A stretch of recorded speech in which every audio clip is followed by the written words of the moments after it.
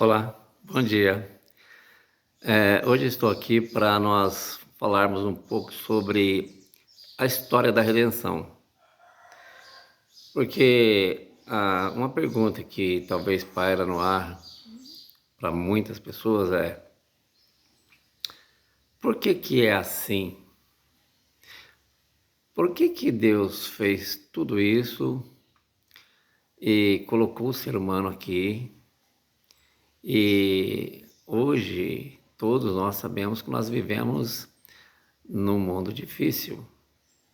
Nós vivemos numa situação muito complicada. Nós vivemos num mundo que tem dores, enfermidades de muitos tipos, temos sofrimentos de muitas maneiras e também,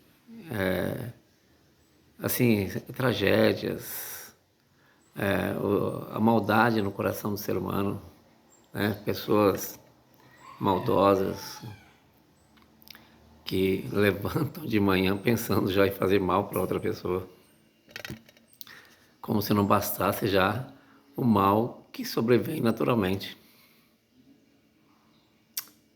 E nós, aqui, eu quando era criança ainda, eu ficava pensando, por que que Deus é tão cruel? Por que que Deus é tão mal desse jeito de colocar o ser humano numa situação dessa? Até que eu comecei a estudar a Bíblia. Aí eu fui aprendendo quem realmente é Deus e o que Ele foi capaz de fazer por mim e por você.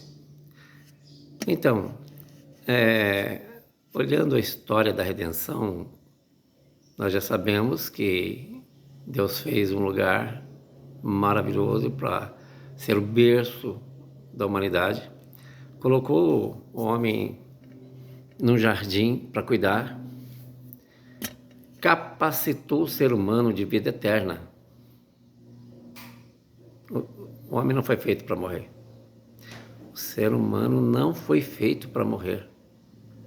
Por isso, esse pavor da morte.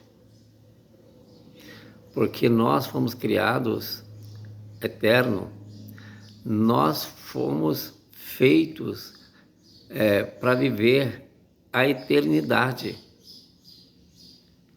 Então, quando nós deparamos com a morte é um acidente de percurso na vida do ser humano. Porque nós somos da essência de Deus. Como disse já em outro dia, todas as coisas foram feitas por meio da palavra. Tudo que você vê e também não vê foram feitos por meio da palavra. Mas quando chegou na vez do ser humano, Deus pôs a mão na massa. Ele amassou o barro, fez um boneco parecido com a imagem e semelhança dele e soprou nas narinas do ser humano o fôlego de vida. E a palavra de Deus fala lá em Gênesis que nós passamos a ser alma vivente. E assim que Deus terminou, a palavra de Deus fala que Deus olhou o que tinha feito e eis que era muito bom.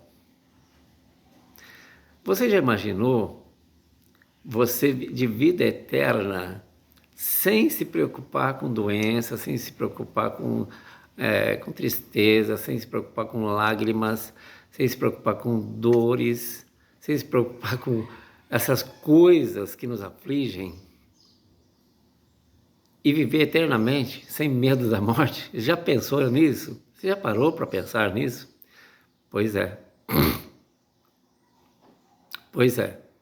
Por isso que eu digo que a morte é um acidente de percurso na vida do ser humano.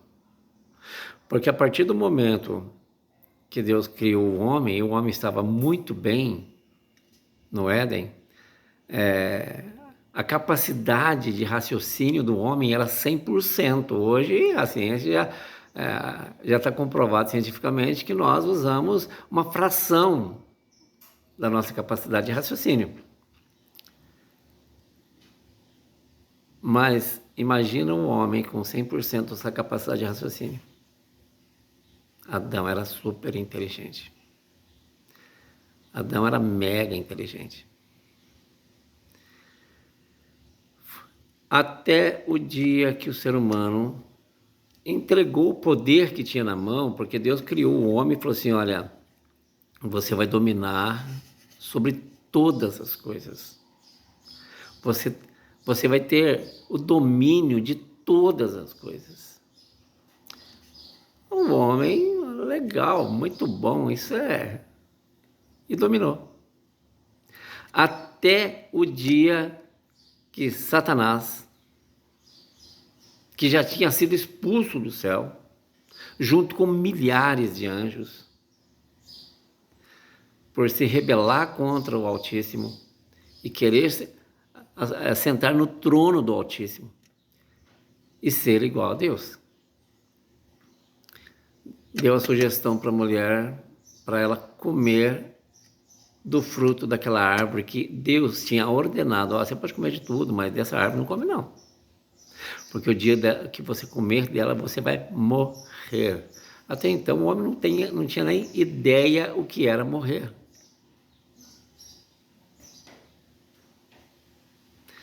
Mas aconteceu. Aconteceu. E quando o homem aceitou a sugestão do inimigo para desobedecer uma ordem expressa do Altíssimo, naquele momento o homem entregou todo o poder que ele tinha na mão para o inimigo. Todo o poder que ele tinha nas mãos, ele entregou na mão do inimigo.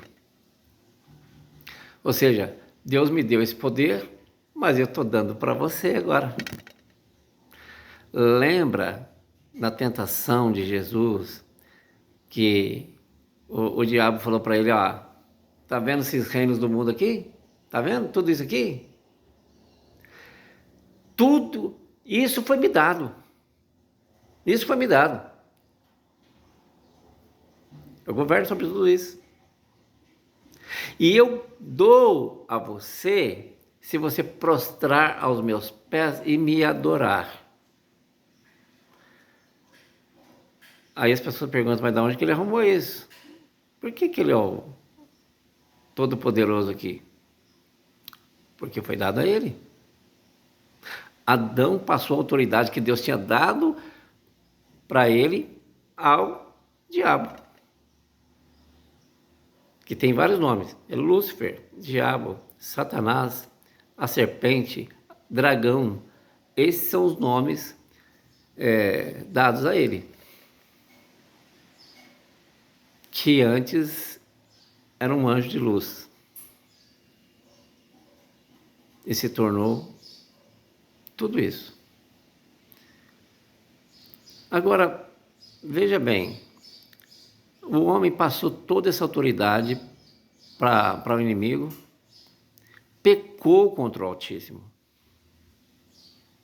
Nós já vimos ontem, na lição de ontem, que foi cortado o ser humano da presença de Deus.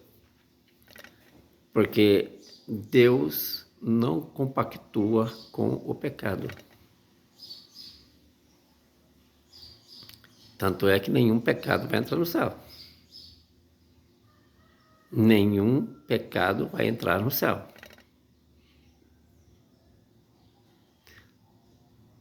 Preste atenção numa coisa. O dia que o ser humano pecou, entregando todo o poder que tinha na mão do inimigo, ele tirou também dali, ou seja, a vida eterna que estava sobre ele, ele também jogou fora. Naquele exato momento, ele foi cortado da árvore chamada Deus. Lembra da história de ontem? Corta o galho da árvore, cai, passa, e vai murchando, murchando, murchando, até desaparecer na terra.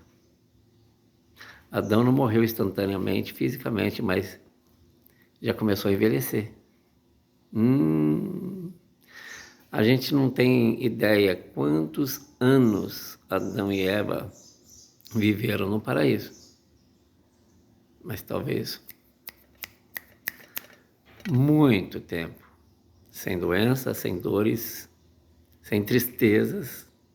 A palavra de Deus diz que todos os dias Deus vinha falar com ele pessoalmente. E ele podia ver o Altíssimo na frente dele, não ser fulminado, porque ele era da essência de Deus e estava sem pecado. Mas no exato momento que ele pecou, houve uma separação. Quando ele comeu do fruto, a palavra de Deus fala que abriram-se os olhos de Adão e Eva e descobriram que estavam nus.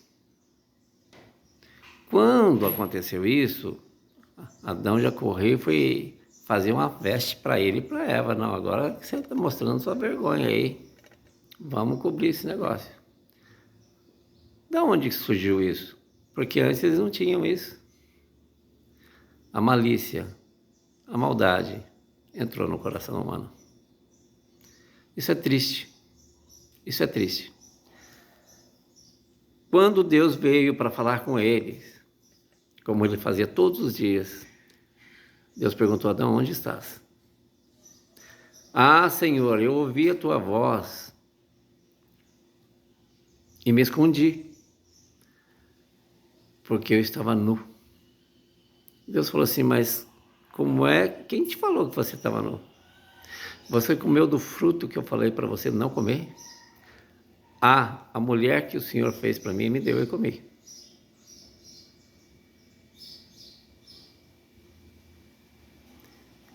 Ou seja, aquela mulher, Eva, devia ser a mulher mais linda que já existiu aqui na face da terra. Porque ela foi feita pelas mãos de Deus. Ela deveria ser a mulher mais linda que existiu aqui. E quando Deus apresentou Eva para Adão, ele falou assim: ó, essa vai se chamar varoa. É carne da minha carne e ossos dos meus ossos. Adão gostou demais daquela companhia. Mas quando ele pecou, ele falou assim: essa mulher aí, tá vendo essa mulher aí? O Senhor me deu? Ela me deu comigo. Mais uma vez ali, nós vemos a expressão do pecado no ser humano. O ser humano não quer admitir que é pecador. Isso já é uma consequência gravíssima do pecado. Por quê? Porque o contrário do pecado é uma pessoa arrependida, é uma pessoa que reconhece o seu erro, é uma pessoa que sabe que pecou e fala assim: olha, eu pequei, eu fiz o que era mal, e eu estou aqui para me arrepender. Se Adão, naquele exato momento ali, tivesse reconhecido o seu pecado, Senhor, antes de Deus chegar nele, em vez de ele tampar o seu pecado, querer tampar o seu pecado com folhas de figueira, como está relatado na Bíblia, ele corria para Deus: Senhor, onde tu estás? Vem cá, eu preciso falar com o Senhor. Aquela árvore lá que o Senhor falou para eu não comer, eu comi. Eu estou muito arrependido. E eu quero me consertar contigo. Por favor. Eu estou muito mal. Eu estou muito mal com o que eu fiz. A história seria outra. A história seria diferente. Mas o ser humano não fez assim. Ele simplesmente jogou a culpa para Eva. Ah, essa mulher aí que o Senhor me deu, tá vendo aí? Essa mulher aí? Hã?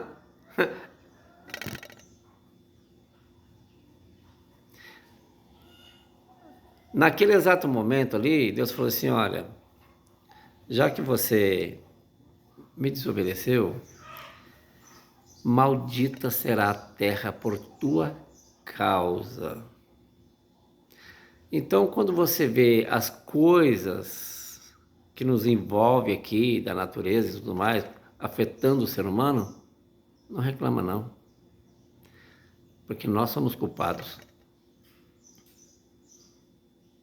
Aí você fala assim, mas foi Adão que pecou, não foi eu, foi teu pai. A palavra de Deus fala que por um homem entrou o pecado no mundo e pelo pecado a morte. E a morte passou a todos os homens. Por isso todos morrem. Uma vez que Adão pecou, você e eu nos tornamos pecadores de nascença. O salmista falou que em pecado me concebeu minha mãe. Ou seja, eu já nasci em pecado, você também. Ali, naquele dia, Deus, com a sua infinita misericórdia, e essa é a boa notícia de hoje, Deus, com a sua infinita misericórdia, elaborou o plano da salvação para mim e para você. Bom, né? Deus, naquele exato momento, a palavra de Deus fala que Deus fez vestes de pele de animal e os cobriu. Espera aí, vamos refletir sobre isso. Como é que Deus fez vestimentas de pele de animal para Adão e Eva, sendo que lá nada morria? Parou para pensar? Se nada morria lá, da onde que Deus tirou essas peles de animal? Muito bem, Deus teve que sacrificar um animal, e não é um animal qualquer, não é um animal qualquer, e nós vamos ver isso mais à frente. Deus sacrificou um cordeiro macho, que não tinha mancha, tirou a pele dele e cobriu Adão e Eva. E naquele dia também ali, Deus falou assim, olha, maldita é a terra por tua causa. E você vai ter que trabalhar e tirar o seu sustento dela agora, porque antes nascia tudo naturalmente para o homem se alimentar. Agora, a partir de agora, não. Agora você vai ter que plantar, você vai ter que lavrar a terra, você vai ter que suar do suor do teu rosto, você vai comer. E para a mulher ele falou assim, olha, você com dores darás à luz filhos. Antes, sugere-se que a mulher não tinha dor antes. E não tinha mesmo, porque não existia dor lá.